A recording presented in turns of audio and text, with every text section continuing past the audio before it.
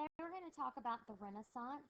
The Renaissance is a time period where there was a rebirth in art, all kinds of art, music, literature, sculpture, paintings, and rebirth in learning.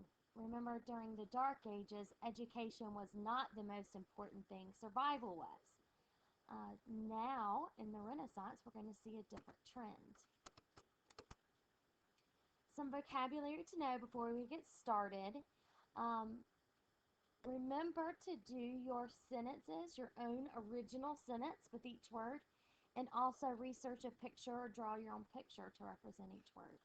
The first word you'll need to know is Renaissance. It is the period of rebirth and creativity that followed Europe's Middle Ages. We also called them the Dark Ages. Humanism. You may have heard the term humanities before. Humanities are the study of history and literature combined, also with public speaking and art. It led to a new way of thinking in Europe. Before this idea of humanism, the focus was on religion. Um, Humanism put the focus on human accomplishments and not religion. One famous humanist is Leonardo da Vinci, and this is his self-portrait you can see here.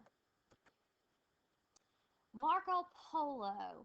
No, we won't play the game in class, and I'm not 100% positive of the origin of the game, but I have that question every year, so I will try to answer that. First of all, Marco Polo is important because he was an Italian trader who went to China, worked with Kublai Khan, and then came back from China and wrote about his experience with Kublai Khan. And what that did was give a lot of interest. It made a lot of people interested in Asia and what was going on in Asia, and more specifically, the trade goods in Asia. So it kind of leads to an increase in trade later. Marco Polo, the game, is said to have started because Marco Polo, the trader and traveler, wasn't quite sure where he was going when he first started out, before he ended up in China. So maybe that's how the game got started. We don't know. I don't know. Dante Alighieri. He wrote the famous poem, epic poem, The Divine Comedy, which tells about his personal journey through the Inferno, Purgatory, and Heaven. And you can see pictures here of his experience in hell, purgatory, and heaven. Machiavelli. Machiavelli is a famous writer who wrote The Prince. The Prince is a book that advised leaders on how they should rule. We will talk more about The Prince in class. Michelangelo is a famous painter and sculptor, designer of the Renaissance. I have seen a lot of his work whenever I went to Italy, and it is magnificent. It's amazing how detailed his sculptures are. You can see some examples here. In the top corner, we have the David, a gigantic sculpture, which is now in Florence, Italy. Here I have this portion of the Sistine Chapel, which is the creation. And this is Adam's hand and God's hand. And it's supposed to represent how man just needs to put forth a little effort, reach a little bit, and to touch God. You can see God's outstretched finger and Adam's hands kind of limp. Here we have the ceiling of the Sistine Chapel. It is indescribable. It's hard to imagine how he painted the entire ceiling of the Sistine Chapel. Uh-oh. Sorry. Here we have the Last Judgment, and finally his Michelangelo's sculpture of Moses. We'll get more into that later. The next person you'll need to know about during the Renaissance, he's very important when discussing the Renaissance, we have Leonardo da Vinci. Leonardo da Vinci is also considered the Renaissance man because he did so much. He was considered a genius for sure. He was a painter, sculptor, inventor, engineer, town planner, and map maker.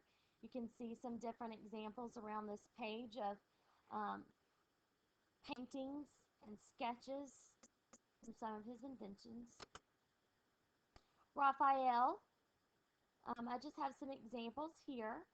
The reason I want you guys to know about him, you'll notice that this center painting is called the School of Athens, and it shows that people of the Renaissance, like Raphael, had interest in the ancient Greeks and Romans.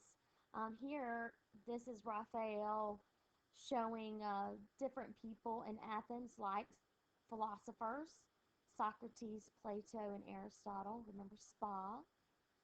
This painting over here, Heavenly Master, is actually my mother's bathroom.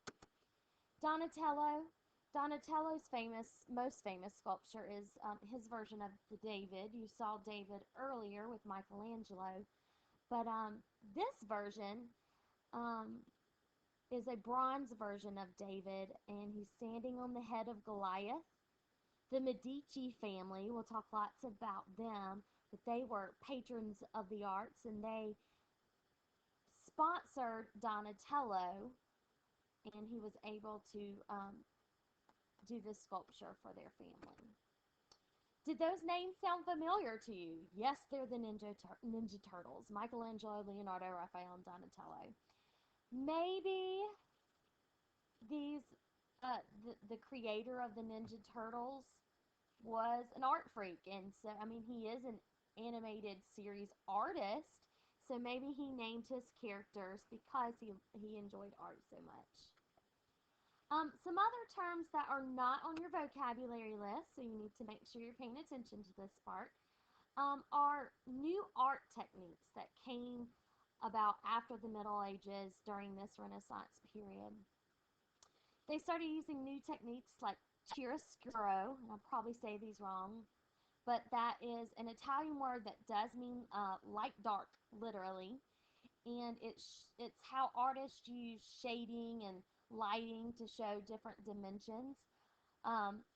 Artists started using perspective to make maybe 2D and 3D dimensions.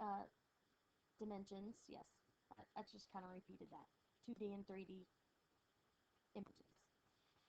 And contrapposto, that's a sculpting technique, and it shows how the head is maybe faced in a different position than the body, the twisting of it all. I'll show you some examples. Chiaroscuro is here. You'll notice the angel in the lights and maybe the demon back here in the dark.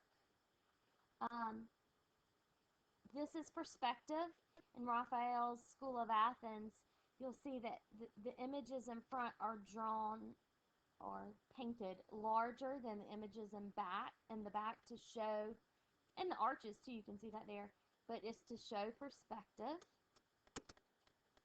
And then here is contrapposto. These are Michelangelo sculptures where you can see the head of each of these guys, David and Moses, is turned or twisted differently than the body. Okay, we're going to stop here for tonight. Go to your vocabulary, write a sentence with each word and a picture for each word on your list. Good night.